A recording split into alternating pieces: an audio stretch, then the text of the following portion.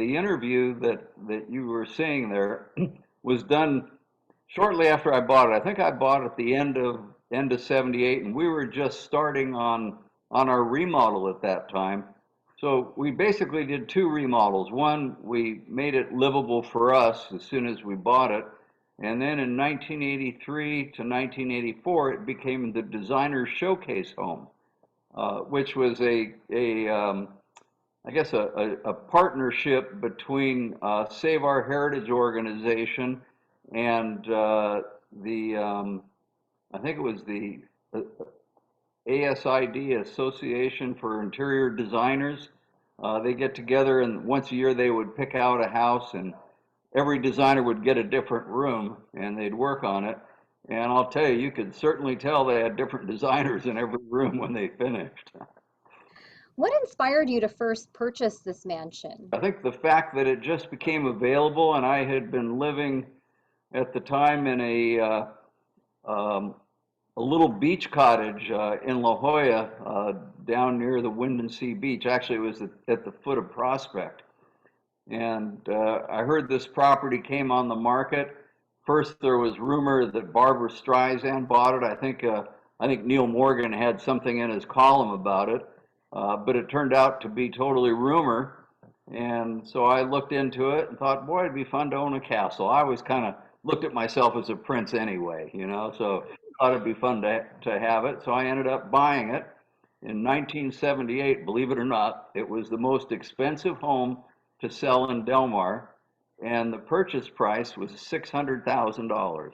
No. Oh my goodness. 1978, and since then, homes in Del Mar have gone for more than $25 million. So, gives you an idea of what's happened to Del Mar real estate in the last 40 years. Why did you decide to sell it and do you regret having gotten rid of it? Well, it turns out living in a castle is not all that it's cut out for. First of all, you have to have staff. Uh, it's a full-time job just to keep 10,000 square feet clean. And then you need a gardener. So we had a guest house, which was actually more of a staff's quarters. So we had a married couple move in there, and she did the cleaning, he did the gardening. So you So it was don't a lot of work. have privacy. You don't have a lot of privacy. And then the other problem is that the whole castle, 10,000 square feet, is on one level. So if you're hungry in the middle of the night, it's a 300-foot walk from the master bedroom to the kitchen. You could work off some calories on your way to the refrigerator. Yeah, well, if you looked at the old picture, I really didn't need to lose any calories. I maintained the same weight for the last, 60 years or so. Oh, that's so great. So tell me about you sold it to Tony Robbins? I did. I sold it to Tony Robbins back in, well, he leased it first from me for a number of years. And then at one time, well, by the time I sold it to Tony, I had already owned two oceanfront homes in La Jolla and was trying to sell one, living in the other, and then lease the home to Tony Robbins. So I went to Tony and said to him, how would you like to own this place? And he got all excited and he said, well, I have a large earning capacity. I do these seminars and make a big chunk of cash, but then I spend it all. I said, well, we can work out something. Show me your income, and I will structure a purchase contract that has large principal payments that correspond to the dates of your seminars. We did that for a couple years, and he made all the payments, and eventually was able to close. It was actually a land contract, and then ended up buying it. How much did you sell it to him for? I think it was 2.1 million. Tell us a little bit about the events that you hosted at this mansion. Yeah. Well, we had, a big house like that is not good for about anything except to share. So what we would do is make it available to all the charitable organizations in town, in North County particularly, who wanted to, have functions. So it was kind of a fun thing for us. We got to go to all the parties. Actually, we got to host all the parties, but we didn't have to worry about the cleanup or the invitations or anything like that. We just provided the property, which was kind of fun, and it was just kind of a very interesting time. However, after I moved out, I would still make it available, and I had one group call me up one time, and I wouldn't let it be used by anybody that was for profit. It was all nonprofit. So they were a nonprofit group, and they were doing yoga weekend seminars. So they were marketing this as a Tantra yoga experience. And it turns out that they had, a number of people all lined up for this weekend seminar.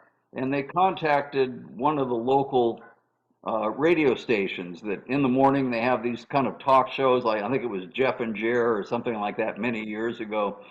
So everybody's driving to work listening to the shows, and I guess they were going through the reader and looking at advertisements, and they say, oh, there's a party at the Del Mar Castle this weekend. It looks like, if you read the article, come to the Del Mar Castle for a cosmic orgasm. Oh my goodness. So all of a sudden, it's almost like, when 60 Minutes shows up at your doorstep. So here's the Oh no. council of Del Mar is calling an emergency session to find out what they can do to stop this sex orgy at the Del Mar Castle. And I called these people up and I said, listen, I know that you have the right to use the place, and I've made it available to you, and I took a security deposit for damages, but I'm giving it back to you. You're just going to have to find another place to hold this event, because I'm not going to be having people believing there's a sex party going on at the Del Mar Castle. Geez, you avoided a big scandal there. Well, actually, it created a scandal. Sure. And it took a while for me to calm down the city council, to let them know that this was just a marketing ploy that got out of control. Well, Marston Harding was the person that built the Del Mar Castle. And he was a young man from a wealthy family. They owned textile mills and all kinds of other businesses. I believe they were headquartered in Massachusetts. And in fact, I have an old picture of he and his new bride, who was from California, from San Diego. Her name was Fitzhugh. At the time, the Fitzhughs were a very prominent local family in the 20s. And in fact, he and his new bride drove across the country in his brand new Stutz Bearcat, which is an open roadster. Can you imagine driving across the country in the 20s in an open roadster where some of the roads are just planks across the desert, things like that?